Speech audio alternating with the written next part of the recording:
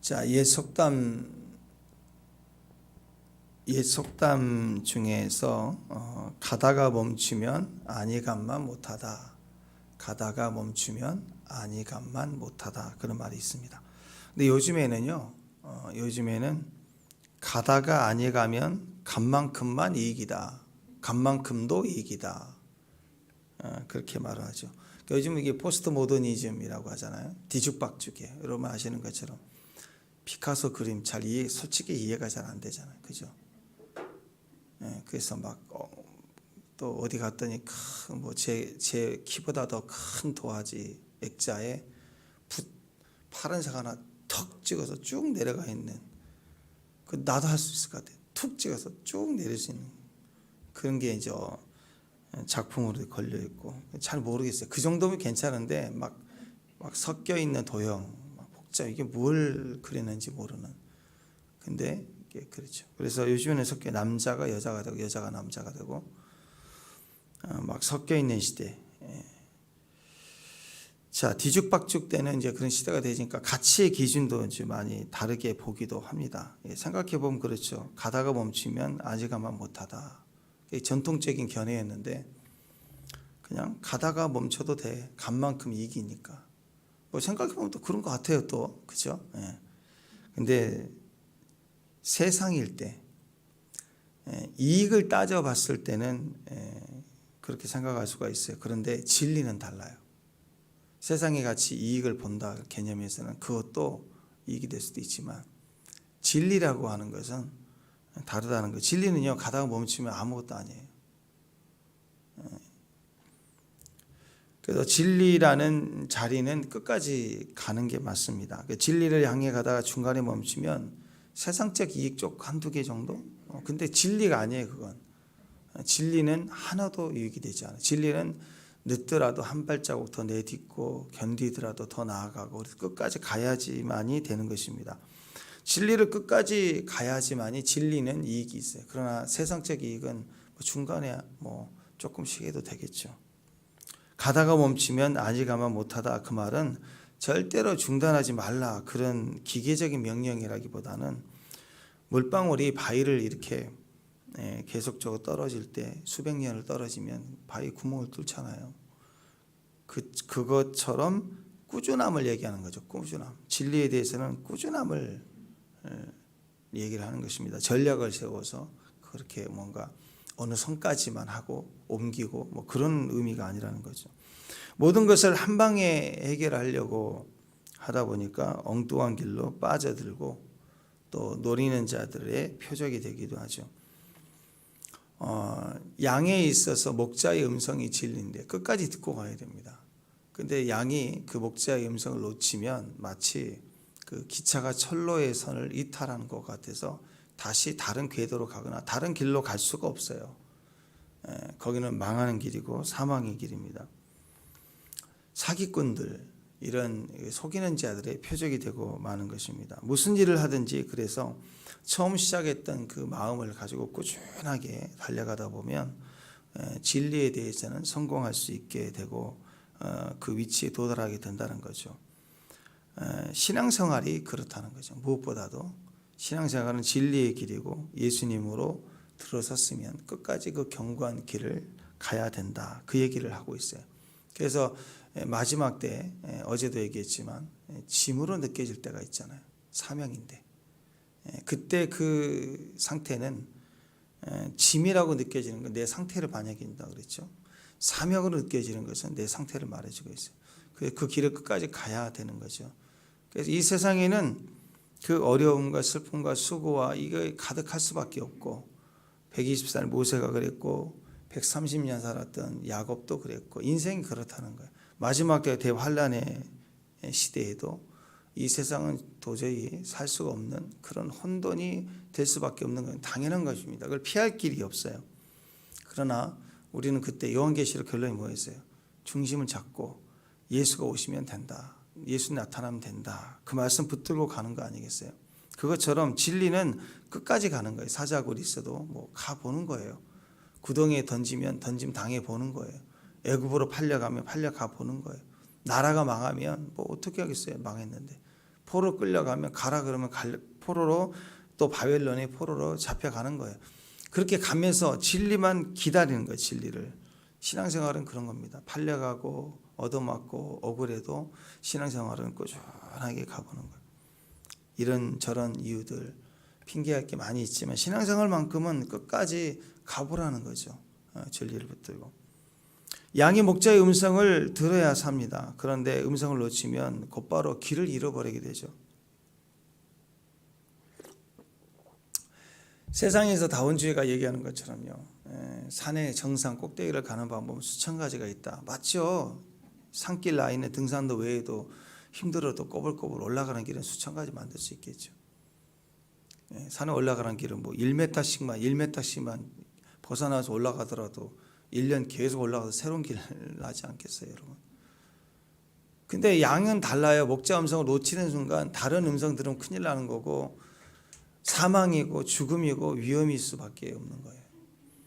그래서 세상 사람들이 생각하는 것처럼 그거 아니면 뭐 다른 종교, 뭐 다른 길이 있겠지, 다른 행복이 있겠지. 그렇게 살아본 솔로몬 왕이 다 헛되고 헛되다라고 다 해봤다. 나는 다 해봤다. 너 해봤니? 난 다 해봤는데 아니더라. 그 얘기를 하고 있지 않습니까?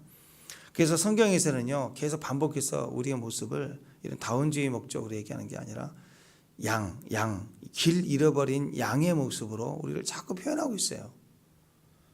길 잃은 양은 철로를 벗어난 기차같이 벗어나는 순간 망하는 거예요. 다른 바퀴 있다고 기차의 바퀴가 얼마나 많아요. 자동차에 4바퀴지만 기차는 뭐 바퀴가 얼마나 많아요.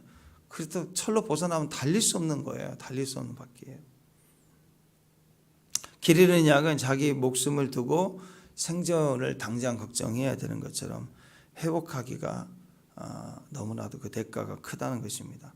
양은 필히 음성을 들어야 되고 음성을 듣지 않거나 놓치면 그냥 망하는 거예요. 양은 망하는 거예요. 일이 먹잇감이 되는 겁니다. 양의 능력은 딱 하나밖에 없습니다. 스스로를 보호하거나 스스로를 인도에 갈 힘이 없어요. 멀리 보지도 못해요. 그러니까 코앞에 멀리 늑대가 나타나도 늑대를 노려보고 있는 걸 하나도 볼 수가 없어요. 그냥 양양 거리는 거예요. 그러다 죽는 거죠. 양에게 무기는 딱 유일한 무기는 하나 있습니다. 그것은 목자가 있는 거예요. 목자 음성을 듣고 가는 거예요. 목자가 다 책임져주고 목자가 해결해 준다라는 것입니다. 그러니까 목자의 음성을 듣는다. 우리가 길 잃어버린 양의 가치에 양의 능력의 모습이 뭐냐? 음성을 듣는 거니까 우리도 마찬가지예요. 하나님 음성을 듣는 데 우리의 능력이 있어요. 아직도 교회 안에서 세상이 알아주는 자랑하고 있고 학력 자랑하고 있고 또 뭐 키 큰 거 자랑하고 있고 돈 많은 거 자랑하고 있고 내가 재능이 많은 거 자랑하고 있고 우리는 찬양하는데 막 노래 자랑하고 있고 그러면 그건 아직 세속적인 사람이죠. 자기 음성을 듣고 있다라는 거. 교회에서는 하나님 음성을 절대적으로 들어야 됩니다. 하나님 음성을 들을 때 자유예요. 근데 교회 안에서도 신앙 안에서도 신앙생활 안에서 자기 자랑의 음성을 자꾸 들으면 그건 먹잇감이에요. 먹잇감. 자꾸 부딪히고 싸우게 되는 것입니다. 그래서 교회에서 영성 훈련은 딱 하나밖에 없어요. 사실은 기도 훈련 무슨 뭐 예배 훈련 뭐 다 하는데 훈련이란 건 딱 하나밖에 없어요. 잘 듣는 훈련이에요. 잘 듣는 훈련. 하나님 음성을 잘 듣는 게 영성의 최고봉입니다. 그래서 하나님 음성을 잘 듣고 주의 음성을 잘 듣고 하나님의 말씀을 들을 때도 이해하지만 또 삶에 일어나는 사건들 속에서도 하나님의 음성을 들을 줄 알고 큐티를 하지만 큐티 속에서 꾸준히 주의 음성을 듣고 가고 교제 속에서 주의 음성을 듣게 하고 그래서 우리 주변에 하나님은 자꾸 나타내 주시거든요.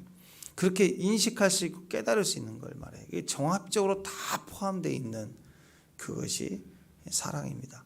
그러니까 하나님 음성을 잘 듣는다 그러면 기도할 때 뭐가 쫙 열려서 착 보는 것만 말하는 게 아니에요. 여러분 사랑을 해보면 알잖아요.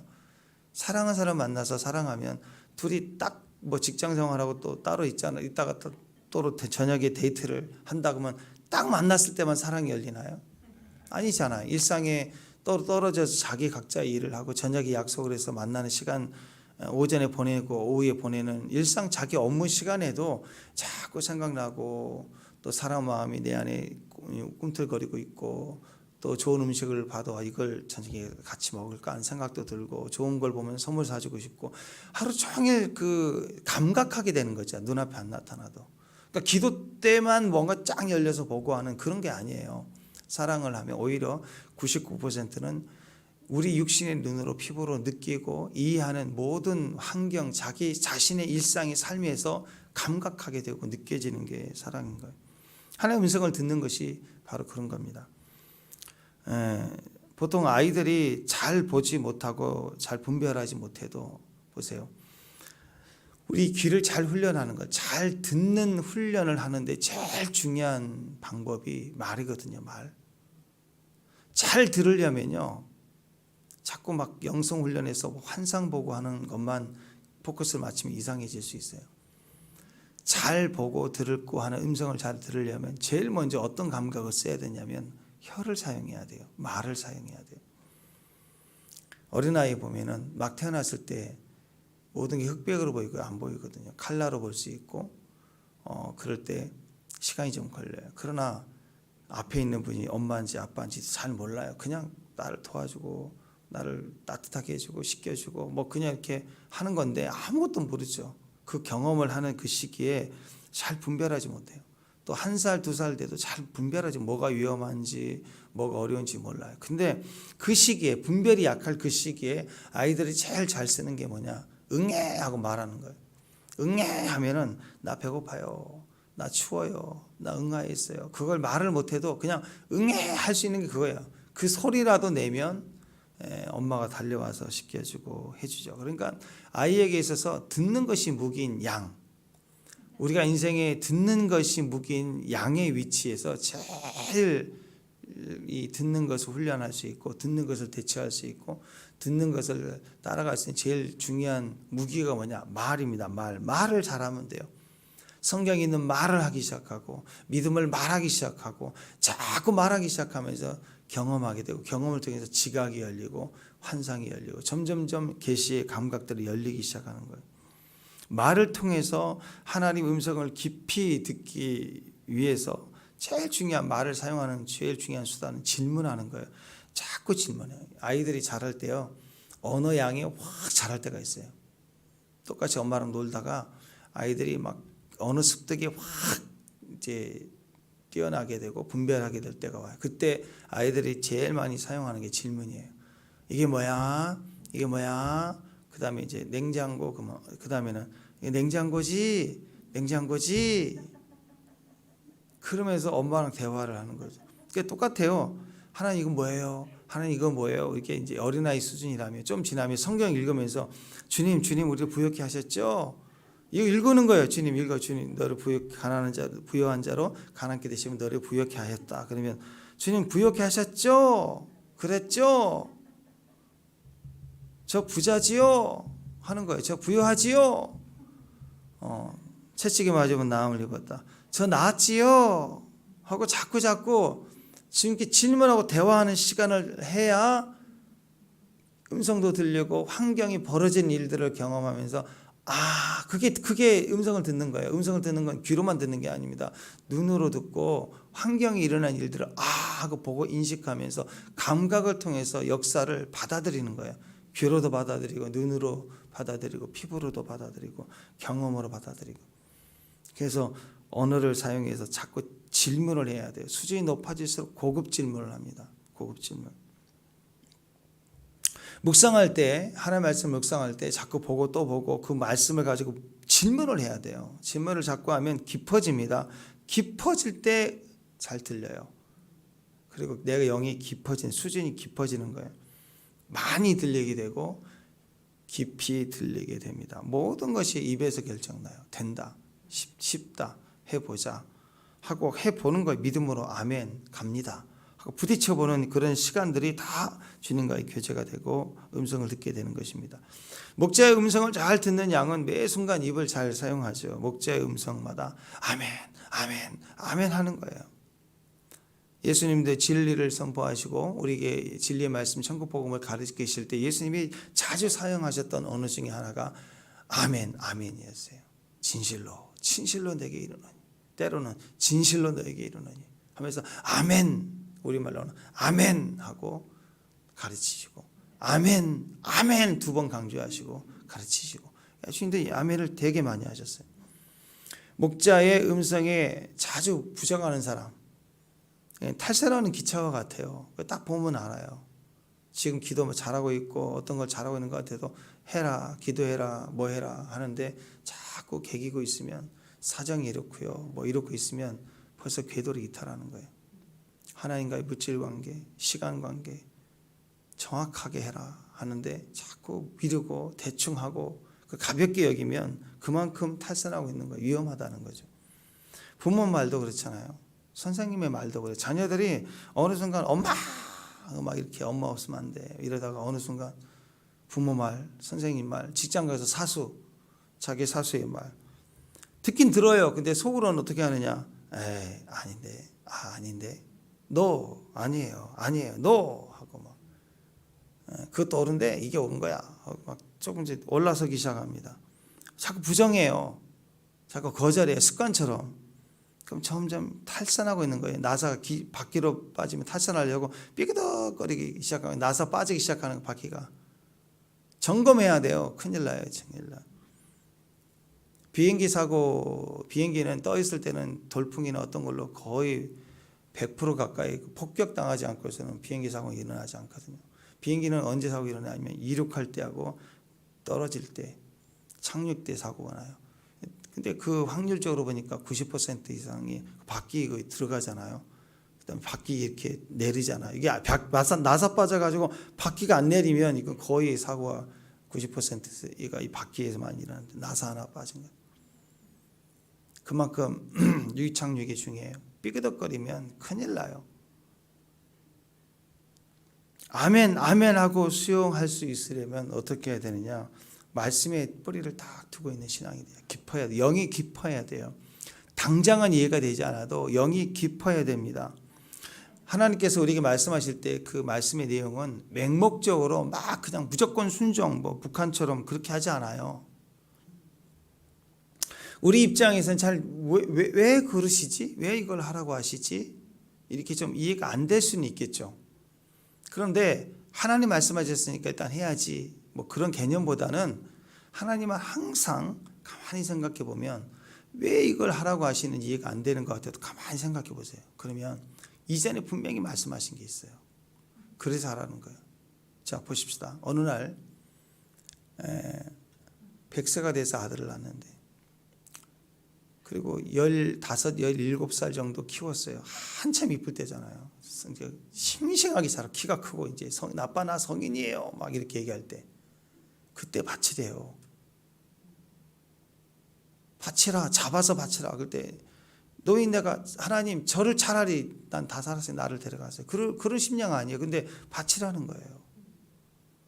이게 이해될 수 있는 사람은 아무도 없어요. 어떻게 하나님 그럴 수 있을까? 근데 아브라함은 하나님 말씀하셨으니까 믿음으로 내가 했다. 그거 아닙니다. 절대 그렇게 해석하지 마세요. 하나님 말씀하셨으니까 아멘 하고 복종하다 딱 했다. 아니에요. 아브라함의 믿음은 보지 않고 그냥 하나님 말씀이니까 무조건 하겠습니다. 그걸 믿음으로 얘기하는 게 아니라 아브라함 뭐라고 생각했냐면 그가 하나님이 능히 이삭을 죽은 자 가운데서 다시 살리실 줄로 생각한지라 비유컨대 그를 죽은 자 가운데서 돌아서 받은 것이다. 무슨 말은 이미 이삭을 주실 때 너는 아브라함이야. 모든 열국의 아버지가 될 거고 네 씨로 말미암아 만물이 모든 자손들이 많아질 거는 약속을 했어요. 그걸 생각한 거예요. 그걸 생각하니까 하나님의 말씀이 무조건 순종 그게 아니라 앞뒤 생각하지 않고 엎드리는 게 아니라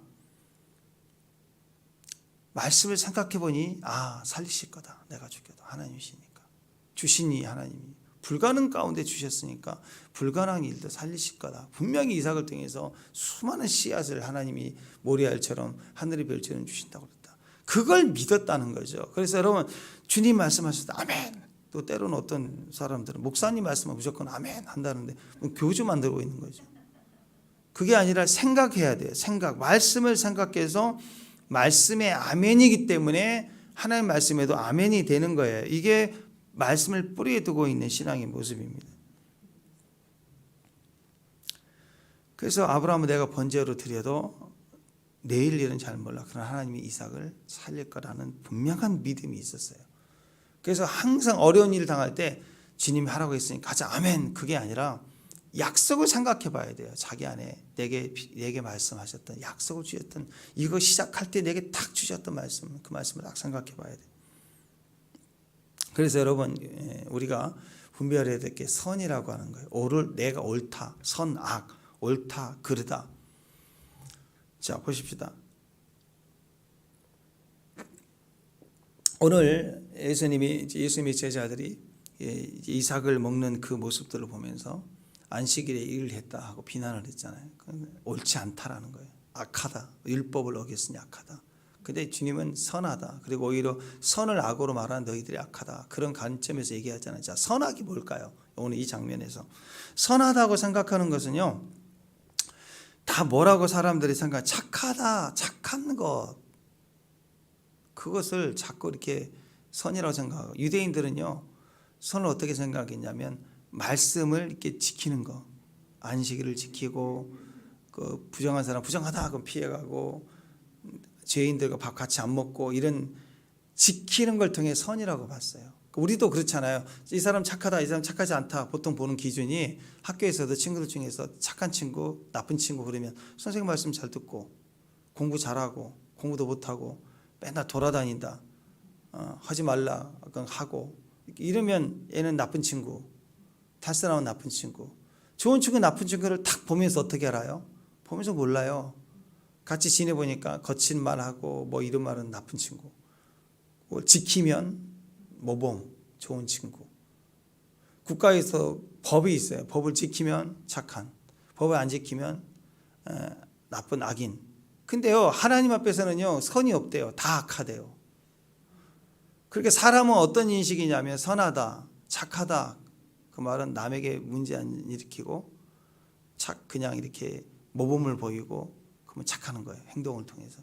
근데 하나님은 그도 선이 없대요. 이 땅에는 하나님 외에는 선이 없대요. 다 악하다 얘기해요. 우리 기준하고 완전히 달라요. 그래서 요즘에는요 사람들이 공동체에서 착하다 그러면 어떤 사람은 우리 직장에 누구 참 착해.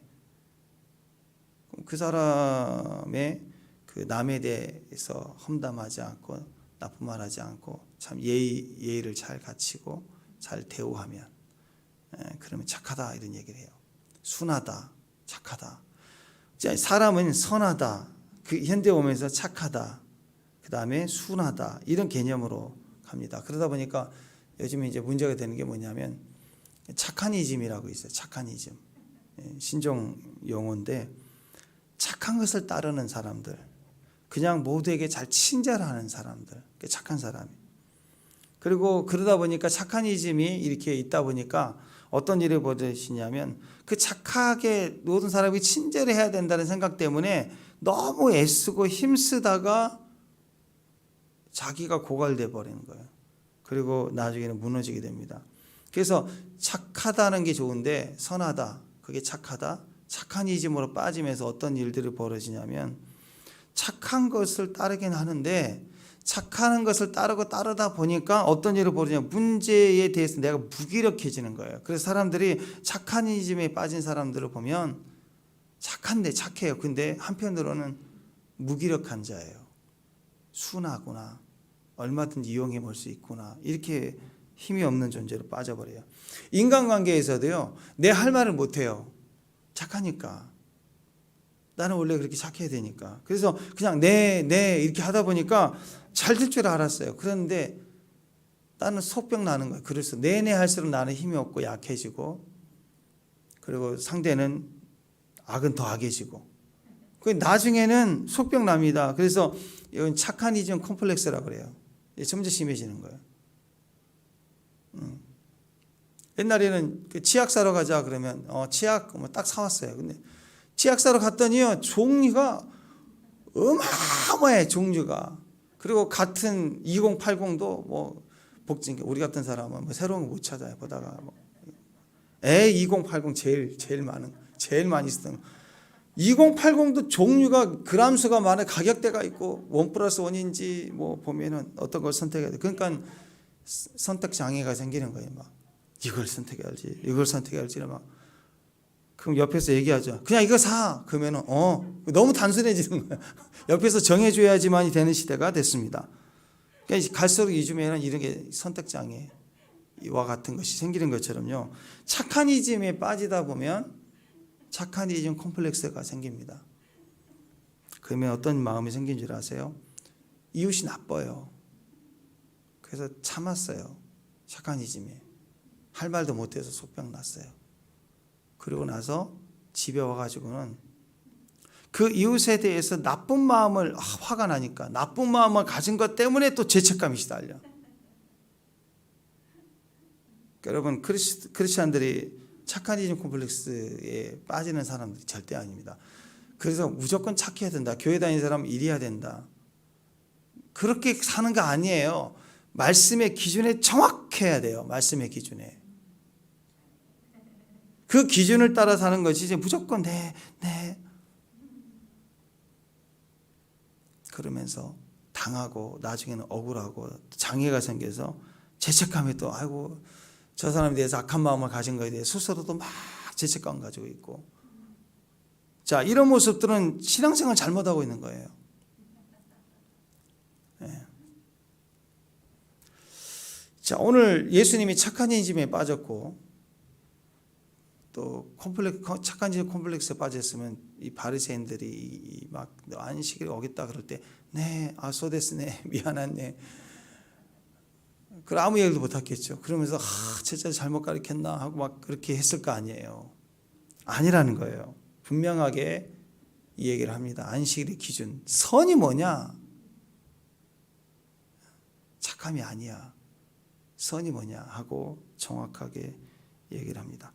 안식일을 지킨다는 것은요. 안식일을 지킨다는 것은 안식일을 거룩하게 지켜라 그럴 때 안식일을 지킨다는 것은 뭔가 일을 하고 뭐 그걸 안 하는 걸 말하는 게 아니라 안식일을 지킨다는 걸 통해서 생명이 보존되는 거예요.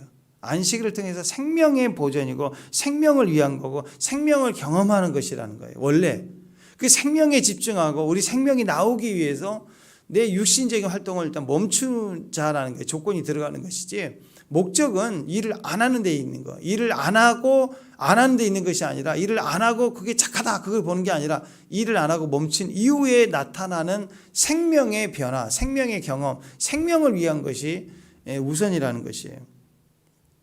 그런데 유대인들은 안식일 일 했느냐 안 했느냐에만 관심이 있지 그 이후로 자기 생명이 막 회복이 되고 충만이 되고 하나가 되고 경험이 됐느냐에는 관심도 없었다는 거예요. 예수님과는 관심도 없어요. 메시아이신 그 말씀이신 예수님이 이 땅에 오셨는데 예수님과는 상관이 없고 예수님과는 아무런 느낌도 없고 그냥 여전히 수백 년 동안 수천 년 동안 해왔던 행위를 계속 했느냐 안 했느냐가 안식일의 기준이었어요.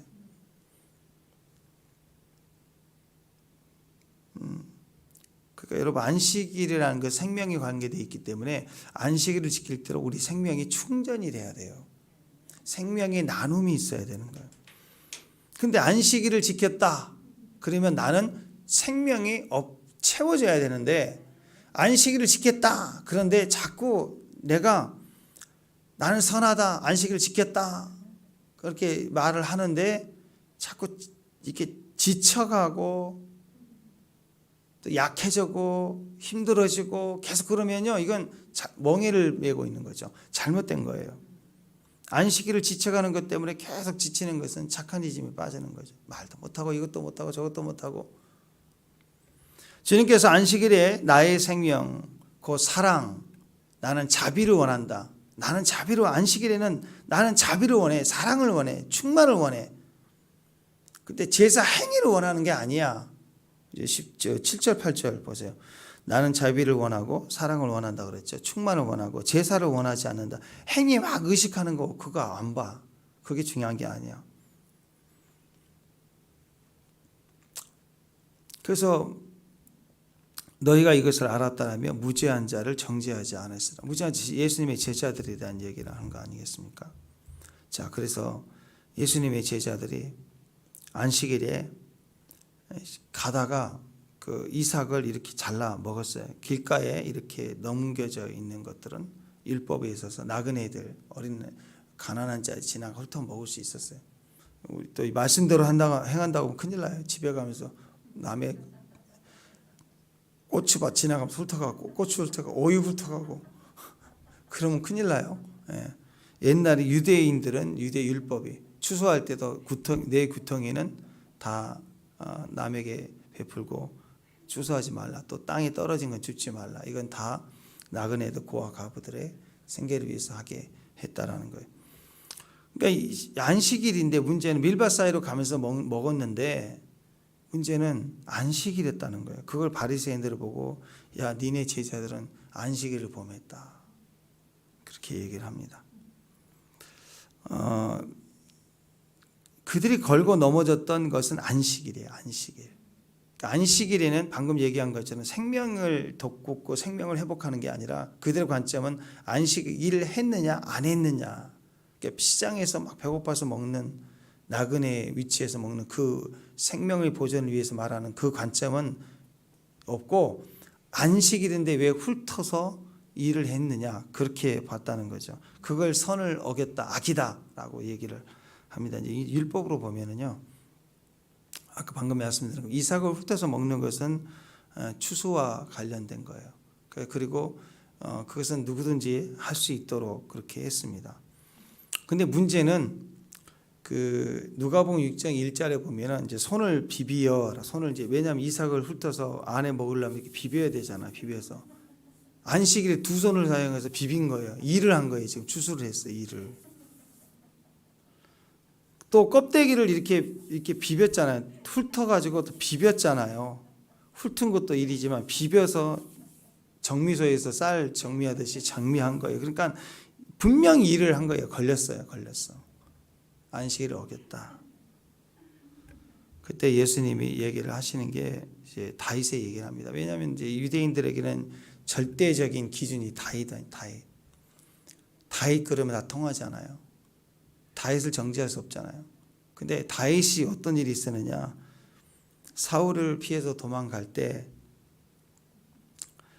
사무엘상 21장에 보면은 여러분 잘 아시죠? 아히멜렉 제사장을 찾아가서 내 동료들을 같이 왔는데 먹을 게 없습니다. 그랬더니 그 진설병 그 얼굴의 떡 제사장만이 먹을 수 있는 떡이잖아요. 근데 그 떡을 내다 줬어요. 그리고 그것을 이제 먹고 시장을 달래고 그리고 무기를 좀 얻어서 갔잖아. 그 일로 인해서 나중에 그 아히멜렉 그 더불어서 85명이 다 몰수당한 다 죽임당하는 어려운 일을 당하게 되잖아요. 근데 이제 그때 문제가 되는 게 첫 번째 제사장이 먹는 떡을 이제 일반 다윗의 부하들 같이 왔을 때 먹었다는 문제고 또 중요한 것은 왜 그 떡을 내어줬느냐? 아무리 다윗이 원해도 떡상에 올려져 있는 떡을 꺼내다 줄 수는 없는 거예요. 그건 하나님과의 관계니까. 근데 그 떡을 줬다는 것은 뭐냐면 그날이 안식일이었다는 거예요. 안식일 날 새 떡을 얹어놓고 그 떡을 내려놓고 제사장이 먹을 때예요. 그래서 내려놓고 교환을 하고 일주일 동안 얼려져 있는 떡인데 그 떡을 먹으려고 할 때 오니까 그 떡을 넣어준 거예요. 그러니까 이제 여기서 또 걸리죠. 안식일을 범한 거예요. 다윗의 문제는 안식일을 걸렸다. 근데 지금까지 유대인들은 한 번도 다윗이 이 사건을 분명히 알면서도 다윗이 안식을 어겼다고 말을 하지 않거든. 또 하나님도 이거에 대해서 너 제사장만 먹게 하는 음식을 먹었구나. 너 죄 받았어 하고 징계하시거나 하신 일이 없다라고 얘기를 한다는 거예요. 그러니까 생명을 위해서 이 떡도 내주고 또 먹게 하신 안식일에 먹게 하신 하나님이신데 이 제자들에게 필요한 건 생명이에요. 생명. 근데 그걸 보지 못하고 안식일을 어겼다라는 기준으로 그렇게 비난하느냐 무지하다 얘기한 거죠. 그래서 핵심이 이겁니다. 잘 들으세요. 누가복음 15장의 탕자의 비유에 보면은요. 작은 아들을 돌아왔을 때 탕자가 돌아왔을 때 그 아버지는 이는 내 아들이 죽었다 다시 살아났다, 내가 잃었다가 다시 얻었노라 하면서 즐거워하더라. 막 잔치를 벌이고 난리를 쳤습니다. 그러자 큰아들이 와가지고, 이 율법 바리새인들을 얘기하는 거예요. 그대로 와가지고 아버지는 나한테 해준 게 뭐 있냐. 동생이 돌아왔는데 그 동생에 대한 기쁨, 생명의 기쁨은 없고 아버지는 나한테 뭐 해줬냐. 악하다 이거. 나는 지켰다 이거야. 가정이 뭐 아들의 위치, 나도 나가고 싶은 말이 있어도 나가지 않고 지켰고, 나는 다 지켜, 율법을 다 지킨 나에게는 도대체 뭘 해줬냐. 하나님 악하다. 그리고 동생은 어긴 놈인데, 율법을 어긴 놈인데, 안식을 범한 놈인데 왜 이렇게 잔치를 해주느냐. 그냥 아버지 말은 뭐였어요? 지키고 안 지키고 나는 제사를 원하는 게 아니고 생명을 원해, 인애를 원해. 아들이 왔으니까 얼마나 기뻐. 너도 내 아들이야. 너와 나와 함께 있으면 내 것이 다 네 것이거늘. 뭘 얘기하고 있냐면 자꾸 생명을 얘기하고 있는 거예요. 아버지의 기쁨과 큰아들의 기쁨은 다릅니다. 아들의 기쁨은, 아버지의 기쁨은 죽었다 살았다, 잃었다 얻었다, 그래서 내가 얼마나 기쁜지 모른다. 그러면서 질문을 하는 거예요. 그럼 너의 기쁨은 뭐니? 오늘 바리새인들에게 질문하는 거예요. 율법을 어겼다, 안식일을 어겼다. 그럴 때 그러면 너의 선은 뭐냐? 너의 선은 기쁨이, 너의 기쁨은 뭐냐? 너가 인생을 살아가는 기쁨이 뭐냐? 그들은요, 율법의 행위, 제사 행위를 통해서 제사 행위는 하나님을 만나는 길이죠. 방법이에요. 의식을 통해서 하나님 임재를 맛보는 거예요. 근데 하나님 임재는 관심도 없고 제사만, 행위만 자꾸 하고 가는 거예요. 의식만 하고 간다. 이 큰아들의 기쁨은 무엇이 기쁨인지, 큰아들의 기쁨을 보면 나와 있거든요. 누가복음 15장 29절에 보면 아버지께 대답하여 이르시되 네 기쁨이 뭐냐 그랬더니 내가 여러 해 아버지를 섬겨 명을 어김이 없거늘 내게는 염소 새끼라도 주어 나와 내 벗으로 즐겁게 하신 일이 없나니. 그러니까 이 기쁨은 한마디로 염소 새끼 기쁨이에요. 염소 새끼 기쁨. 내 동생 살아온 것, 염소 새끼 한 마리 기쁨, 뭐가 중요하냐 이거예요. 근데 염소 새끼 한 마리, 그 기쁨에 계속 빠져 있는 자들. 내가 율법 행위를 하고 있다는 기쁨, 그것만 있는 거예요. 내가 오늘 기도했다는 거. 아니, 여러분 기도했다는 것은 응답을 받는 데 있는 거예요. 주님과의 연합, 주의 음성을 듣고 주님 우리 응답해 주심을 맛보기 위해서 기도하는 건데, 오늘 내가 2시간 했다, 그게 좋은 거예요. 그게 난 오늘 2시간 한 사람이야. 나는 주일 성수했다, 오늘 교회 갔다 왔다, 그것이 중요한 사람, 염소 새끼의 기쁨을 가진 거죠. 근데 하나님을 만남의 기쁨, 하나님 만남의 기쁨. 다시 두 사람이 좋아해서 결혼을 하려는 사랑을 시작했을 때, 저녁에 내가 너 한번 만났다, 스케줄에 저녁 스케줄 오늘 출근한 것처럼 체크했다, 거기에 만족이 있으면 그건 사랑이 아닐 수 있어요. 사랑은 하루 온종일 생각나요. 뭘 먹었는지, 어떻게 지내는지, 밥은 잘 먹었는지, 출근 때 괜찮았는지, 그 중간중간 문자도 하고 저녁에 만나기 시간까지 계속 더 하는 거죠. 그게 복합적으로 있으면서 사랑이지, 만남이 있는 거지. 하루 종일 연락 끊고 아무것도 없이 뭐 씻고 문자 보내서 씻고 그다음 저녁에 딱 그 시간에 뭐 7시 만나자, 그럼 7시부터 이제 진짜 교제고 사랑이냐? 그건 업무죠, 업무. 예. 뭔가 나에게서 결혼을 통해서 얻고 싶은 뭐가 있으니까 업무 보고 있는 거예요, 업무 보고. 염소 새끼 한 마리 그거 얻고자 하는 거죠. 그거 해주면 기쁘고 안 해주면 난리 나고. 근데 생명의 기쁨은 그 의식이 아닙니다. 제사 행위가 아니에요. 생명의 기쁨은 탕자가 돌아온 것에 대해서 아빠가 뛰어나가서 안고 그 기뻐하고 즐거워하는 그것이 바로 생명이라는 것입니다. 그래서 여러분 생명으로 살아야 돼요. 우리 오늘 질문해 봐야 됩니다. 나의 기쁨이 뭔가, 교회 안에서. 심지어는 내가 섬기는 걸 왜 섬기죠? 예배 사역을 하고 주방에서 주일 섬기고, 그게 생명을 위한 거예요. 나의 섬김을 통해서 이렇게 사람들이 회복을 하고 은혜를 받고 또 기력을 회복하고 좋은 교제를 하고 그래서 섬기는 게 얼마나 감사해요. 근데 섬기기 위한 과정에서 섬기는 기쁨만 있어. 나는 뭘 했다. 내가 뭔가 섬겼다. 그것만에 대해서 기쁨만 있다면 좀 문제가 생기기 시작해요. 또 어떤 분들은 기도를 하는데 나는 정말 새벽부터 열심히 말씀에 열심히 따르고 사는데 하나님이 나에게 은혜를 덜 주는 것 같은데 어쩌다 한 번 온 사람이 은혜를 온팍 받고 막 울고 감사하고 뭘 받다 그러고 그러면 막 아니 나는 얼마나 열심히 했는데 나한테 은혜를 더 주고 나보다 못한 저 사람한테 저렇게 은혜를 줄 수 있느냐 그런 마음이 혹시 든다면 우리는 지금 염소새끼 기쁨에 빠져 있는 거예요. 그가 오늘 은혜를 맛보고 있는 건 생명의 변화가 일어나는 것에 대한 기쁨이 확 일어나야 돼요.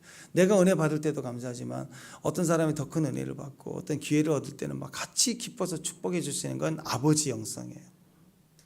그런데 이 집안의 큰형, 이 맏아들의 영성을 가진 사람, 염소새끼 기쁨이 있는 사람은 내가 잘 은혜 많이 받아야 되고 나보다 은혜 더 받은 사람은 시기가 일어나고 그런 것은 벌써 우리 안에서 문제가 되기 시작하는 거겠죠. 항상 생각하게 됩니다. 나는 생명에 관심이 있느냐 의식에 관심이 있는가. 나의 기쁨은 염소새끼인가 아니면 생명에 있는가. 7절 한번 마지막 읽고 마칩니다. 7절 시작. 나는 자비를 원하고 제사를 원하지 아니하노라 하신 뜻을 너희가 알았더라면 무죄한 자를 정죄하지 아니하였으리라. 하나님의 생명을 느끼고 그 생명의 기쁨이 될 수 있는 사람, 난 무엇으로 기뻐하는가 확인할 수 있는 믿음의 종들 되시길 바랍니다. 기도하겠습니다. 안식일에도 의식이 아니라 생명에 관심이 있고 생명으로 기뻐할 수 있는 주의 종들 되게 하옵소서. 모든 것을 사랑으로 품고 사랑으로 열매 맺고 사랑으로 살아가는 주의 신부들이 되게 하옵소서. 예수님의 이름으로 기도합니다.